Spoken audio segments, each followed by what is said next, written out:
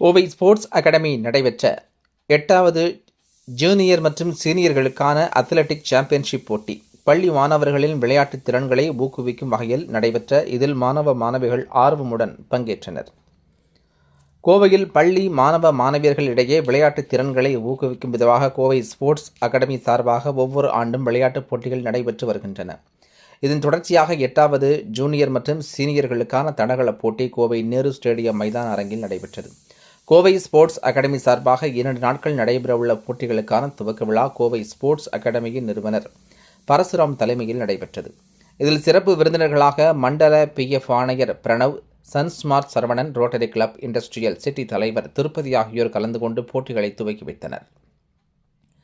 Junior மற்றும் senior பிரிவுகளில் நடைபெற்ற இதில் ஓட்டப்பந்தயம், நீளம் தாண்டுதல், தொடர் ஓட்டம், உயரம் தாண்டுதல், ஈட்டி எறிதல், குண்டு எறிதல் உள்ளிட்ட பல்வேறு போட்டிகள் நடைபெற்றது.